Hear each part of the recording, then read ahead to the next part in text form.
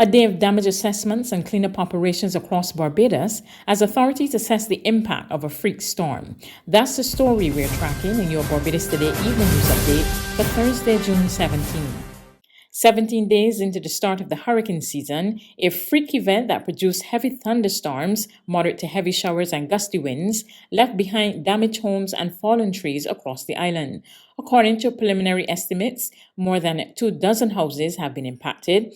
Prime Minister Mia Mottley and members of her cabinet visited hard-hit areas, and residents told reporters they were surprised by the severity of the event that occurred in the wee hours of this morning. When I got up, I looked out through the back door. I saw the lightning start to catch and go up. Yeah, it was constant. And then I find a good street light. It didn't come right down, it come across at an angle. And I feel the house vibrate with the thunder at the same time. Yeah, Car went out. I don't know, in this thing gallery, in this, that lady above the gallery. I took up my lantern at the same time. I got a cast down lantern, I do. Because I had the torchlight. I took the lantern with you. And I come around and I come out and I went on and I out the lamp. You went out where? I come through the back door and came down the steps and come below the house. Come through the gate here and then up. Not of anything, let me start in. I hear the roof start to crack. I said, God help no build the ark, somebody help me build it back. And I live with faith. I can run, I sat down over Not there. by faith, you can walk by sight today too. And when a certain time to try to put on the light, the lady above here, and I'm seeing her right now, but I'm right there. She said, Bishop! I say, yes, I hear. She said, what are you doing down there? Try and get it here. I said, the rain falling. She said, come through the rain. I tell she ought to get up. I feel my way up. And I went there to sit there and she go around. She told me I couldn't sit in the garage, come in and went there, but she done the table. I didn't went to see at all because I shut off the TV a little before 10 o'clock. I went to see because I hear about this weather can come. I then eventually want to use the bathroom. See, when I start heading so determined, I want to use the bathroom. I said I'm going to wait and see if it can cool off. But I said I can't hold no longer. So I get up, look for the coffee TV, I went to the bathroom. Yes. When I done use the bathroom, wash my hand, I come and lay back down the bed, wrap up. I quick saw in the split of a second, I hear blast. When I look, you see in there, a big hole there in the way, first bedroom. All I could do is went to the front house there and make it through in the morning. I walk through sometime, check it, get it wet all the time. Last night, I was laying on my bed, and my second granddaughter come here, me and her mother, which is my daughter. Get up now, get up. You know, stretching the fire, the back on the gloating and thunder rolling and thundering. And then I sit back, then I get back up, and then she start hollering for her uncle, and she beating down the door hollering for you, but he can't hear, she live here since his world, he was born. And then he run and come down, say, you ready hollering, run and come down, and you put that his here. So we come across from there.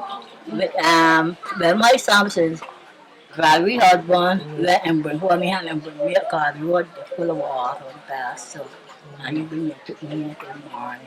Are you saying, Valerie, what else? With the wires, Well, the thing is, when the roof came off, it flew over a couple of houses, but it hit the pole when it was going over.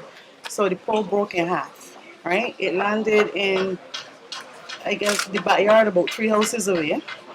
But when Light and Power, because the electricity was off first, when Light and Power turned back on the electricity, the pole started sparking, like it was hollering very hard and sparking. And basically our friends that live in the blue house, they were scared. Everybody was scared because we were up here. We could have heard how hard it was hitting. And then when it sparked, it was lighting up the entire neighborhood, like the lightning was still bright. So we tried to, my husband called me and told me, get out of the house. You don't stay in the house because you don't know what's going to happen. So then there came out. They came to the front door because the wires were blocking their side door, especially, and they're trying to get it here. So everybody literally spent the night at me, the rest of the night at God me. bless you. And then what we did is we tried to get it the next morning, and well, this morning basically, and try to clean down there and put down some tarpaulin and stuff, so that at least we can have, I don't know, so we even went and got something that there can everybody can stay here until it is time to that we can get them back into their own home. In a national update at Ilara Court, Prime Minister Mia Mottley said it could have been worse, but she assured affected Barbadians they will receive all necessary help. She described her findings as she journeyed across the island today. Regrettably, the system occasioned a loss of power in large parts of the north of the island and also loss of water. In the most part, I'm being informed that 75 to 80% of the power has been restored by the Barbados Light and Power, and the Water Authority has been working assiduously to get back water to most of the key areas that have been affected. With respect to the actual damage, and I think that there is some footage that they can start to show you while I tell you. Earlier in the day, before we went on the road, I would have spoken about the fallen trees. Where we're looking at now is in Fruitful Hill Lower Parks, really. And the Attorney General has in St. Joseph, he would have reported to me because he did a separate tour from me, 18, but we were together in Lower Parks and Fruitful Hill. As you can see there, 3 houses, one completely damaged beyond any form of being able to rescue and repair. And the other 2 houses also had serious roof damage, and the people are working to be able to get it together. We also would have seen serious damage in parts of St. Lucie, in Trent St. Lucie, another house completely lost, incapable. In fact, that one was particularly sad because his house had been damaged in Thomas and regrettably had never been repaired by the government, and he tried to do as best he can, and then of course he's lost it now again in St. Lucie. And that's it there that we've just seen there with the roof completely off in the middle of the house and almost pure damage there. The one that we're looking at now is in Orange Hill. Mr. Bishop there, and his story was heart-wrenching again. This is an elderly gentleman, although he's very sprightly, I must tell you, and move very sprightly, but a senior citizen who lives alone and would have had to come out to the back of the house and make his way in the middle of the storm, and made his way to his neighbor opposite, with whom he was able to spend the rest of the period of time, both during the storm and into the morning, because he has nothing to go back to now, as you can see. So that's completely destroyed. We would have gone from there to Mount All, part of White Hill. I'm not sure you can see fully the damage on that house there, but basically, look at the side there, you can see the roof off on the side. The house had straps even before the system, but what would have happened was a situation where the chicken pens, fowl pens, literally cut the straps, and therefore once the straps were cut, the roof started to move off. And there were other houses damaged also in White Hill, and there was a fallen tree up there as well. Director of the Barbados Meteorological Services, Samud Best, said the small system, which developed quickly, merely impacted the central parts of the island. He urged Barbadians to be prepared for any eventuality this hurricane season. As he responded to concerns, there was little warning about the event. These features, because they're very small in nature, can spin up really quickly, and they can disappear just as quick. And so none of them actually detected or forecast this to actually happen. And so it was actually our pure skill from monitoring this feature throughout the entire night to actually track it and issue the warnings just before it actually come on shore. In other news today, a wanted man perished in an exchange of gunfire with police at Lower Gills Road, St. Michael. 27-year-old Keyston Clark of 2nd Avenue, Green Hill, St. Michael, was pronounced dead at the scene. Police Public Relations Officer, Acting Inspector Rodney Innes, provided this update.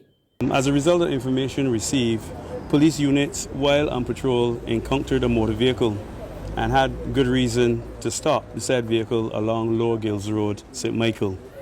That vehicle was stopped, and whilst doing so, 2 occupants got out and fled the said vehicle. A third individual was armed with a firearm, and he engaged the police. Police, in an effort to defend themselves, fired. That man received injuries and was pronounced dead at the scene by a medical doctor who visited the scene. There's regional and international news after this short break.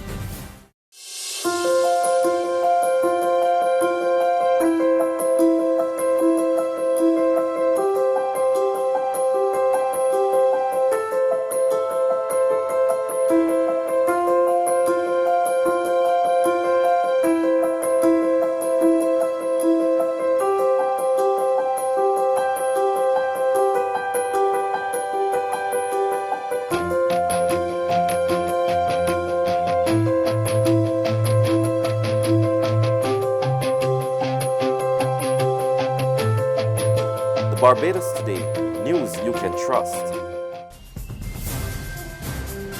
To regional news in Jamaica, drought conditions are wreaking havoc for farmers across the island. As we hear in this report from Krista Campbell of Television Jamaica, farmers in Manchester are appealing for help. In the farming zone of southern Manchester, crops struggle to yield in the face of a prolonged dry period. This is Warwick, and here farmers have found ways of dealing with the drought, like planting certain crops that are not so dependent on water. True, at the mint no we plant here, and mint no really take no water more and stuff, and plant it can bear it dry. I mint a good crop for plant, but the thing it does hard to catch at the first, but when it catch and dead, mint can live up to 100 years. For other catch crops like Irish potato, sweet peppers and tomatoes, farmers like Clive Porter save up water for times of drought. We buy the water, store it, then we just use the drum them and transport it in the garden. You know, because we can't get no drip, we can't use no drip now, we have to just water it by the root and try to catch it like that. While he's proud of his yield so far this year, he argues the primary input, water, is very costly. The full 4 drum of water, $6,000, and I use roughly 12 drum of water per day. So it take a lot of money. Plus you have to get man to help you. Sometimes I have to pay the van man, so much money for care water. 1 chip of water, just as you wet it sucker them, it dry out again. The farmers say they need help to repair a cracked tank that would greatly ease the water issues. Further afield, U.S. President Joe Biden and Vice President Kamala Harris signed a bill into law this afternoon to make June 19 a federal holiday commemorating the end of the legal enslavement of Black Americans. This is an important step for America as we ensure that one of the most momentous events in our history finally takes its official place of honor in our nation. Again, over the past 156 years, Juneteenth has evolved as a day not only of celebration, but of reflection, reminding us of a history much stained by brutality and injustice. We all remain committed to the fight to end racism and advance justice, which continues with a renewed urgency. In that spirit, let us strive to honor the ideal of equality, America's heritage, and hope.